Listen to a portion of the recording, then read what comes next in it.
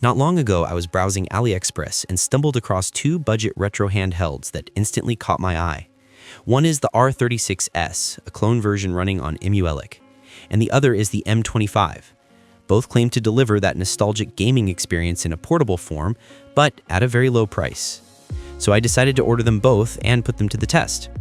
In this video, we'll dive deep into their design, performance, and overall gaming experience.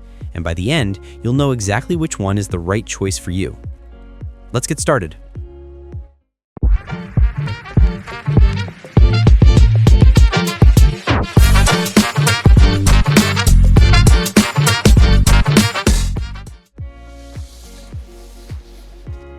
Let's start with the M25. It comes in a simple white box, nothing fancy, just straightforward packaging. Taking it out, the first impression is pretty striking. The design looks quite similar to a PlayStation 5 controller, but this time it has a 4.3-inch screen right in the middle. Inside the box, you'll find the essentials: a data and charging cable, a mini HDMI to HDMI cable to connect to a bigger screen, and a screen protector. So you have everything you need to start playing right away.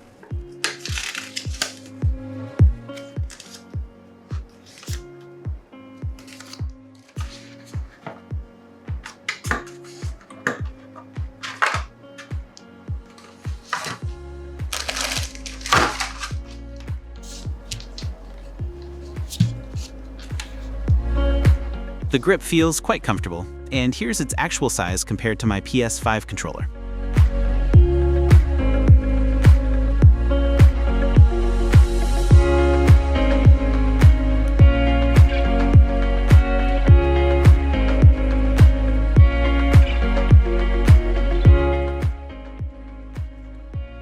The M25 is preloaded with around 30 retro systems.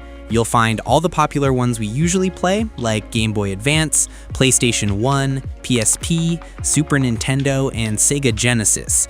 On top of that, it also includes some less common consoles, such as Atari, Lynx, and WonderSwan Color, giving you a wide variety of games right out of the box. Next, let's move on to the R36s. The one I ordered isn't the Arc OS version, it's the clone running on Emuelec. I went with the purple color option since it reminds me of one of my favorite handhelds, the Game Boy Advance. Inside the box, things are kept simple as well. You only get a charging and data cable plus a screen protector, and that's pretty much it.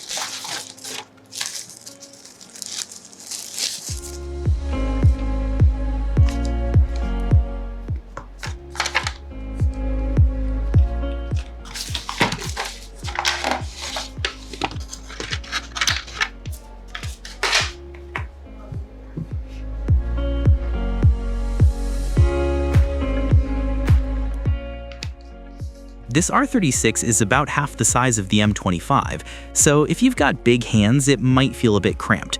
The buttons feel really nice and clicky though.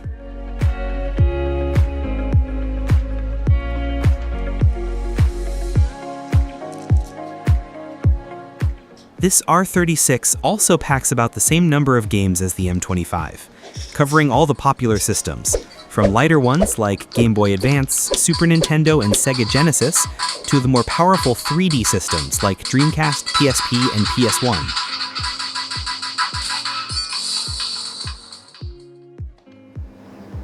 Alright, now it's time to test some games.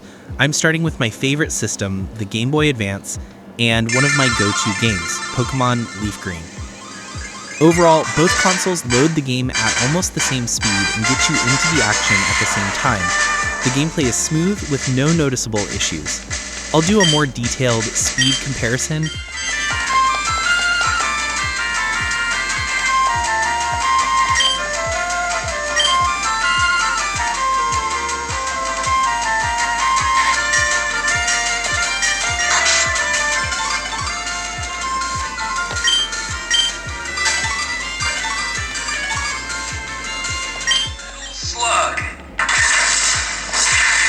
Next, let's try a heavier system, the PSP with Metal Slug XX. I noticed the M25 loads the game a bit faster, but both consoles run PSP games really smoothly. Overall, the R36 screen looks more vibrant and colorful compared to the M25, thanks to its IPS panel. I'll do a detailed screen comparison between the two later in the video.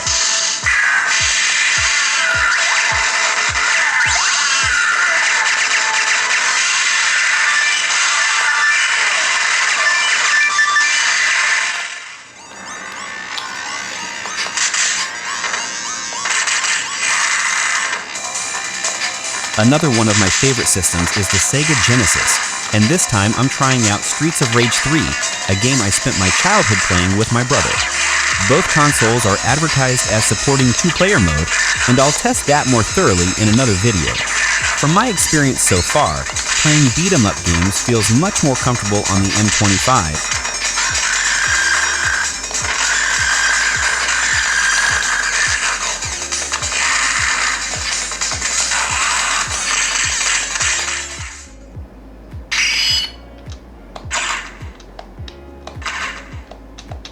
Next up is a more demanding system, the PlayStation 1. I'm testing two Castlevania titles, Symphony of the Night and Chronicles. Overall, both consoles handle these games without any issues. On darker themed games, the IPS screen of the R36 really stands out, showing its clear advantage.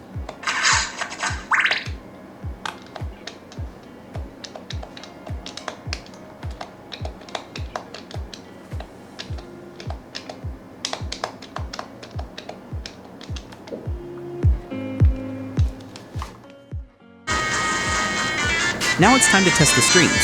The M25 uses an LCD panel, while the R36s has an IPS display. With its vibrant colors and sharper visuals, the R36s is the clear winner here.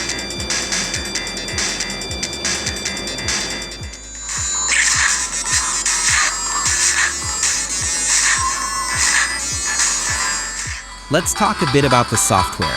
Both consoles run Emuelec, but on different versions. The R36 runs Emuelec 4.7, while the M25 uses 4.3. There's a noticeable difference though. The R36 lets you customize a lot, from remapping buttons and changing the interface to selecting default emulators. On the M25, most of these customization options are locked or limited. So if you love tweaking and fine-tuning your setup, the R36 is the better choice. But if you just want to play and enjoy the games without fuss, the M25 works perfectly. Now it's time for a side-by-side test of the game loading speeds on both consoles, starting with the PSP.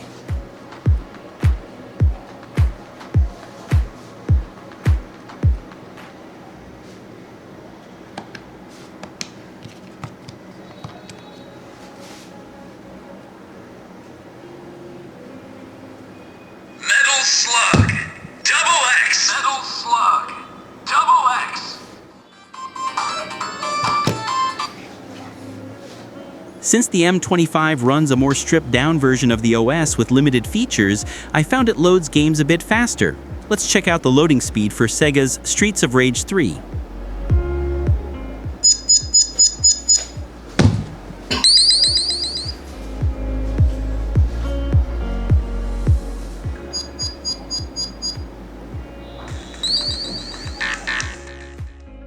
When it comes to specs, the M25 has the stronger CPU, a quad-core ARM Cortex-A55 running at 1.8 GHz compared to the R36's Rockchip RK3326. On the other hand, the R36 takes the lead with its IPS screen, while the M25 uses an LCD. There's also a notable price difference. The R36 costs around $62.70, while the M25 is priced at $102.07.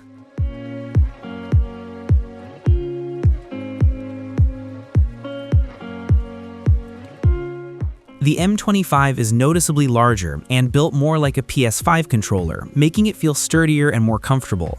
For long gaming sessions, the ergonomic design really shines, supporting your hands and reducing finger fatigue. The downside is its screen. It's quite dim in direct sunlight, and viewing from an angle is almost impossible. The R36, on the other hand, is much more compact and easily fits in your pocket, but for extended play it can get tiring to hold, and the R1, R2, L1, and L2 buttons feel less comfortable compared to the M25. The upside is its screen. It's brighter outdoors and has a wider viewing angle. Next up is the battery test. According to the specs, the M25 has a 3000 mAh battery, while the R36 comes with 3500 mAh. I ran both consoles continuously without playing, and the battery drain was pretty similar. Both lost about 10% in 30 minutes. So in short, the M25 is great if you want a console that just works out of the box. It's comfy to hold thanks to its PS5-like ergonomic design, has loud speakers, decent battery life, and even lets you connect to a TV.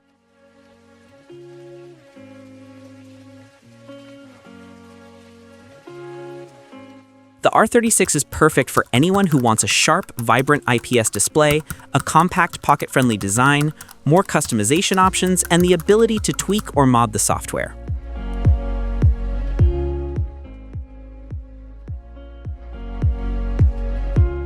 I'm guessing if you've made it this far, you've probably picked the console that's right for you. I've included the purchase links with the best prices in the video description and pinned comment.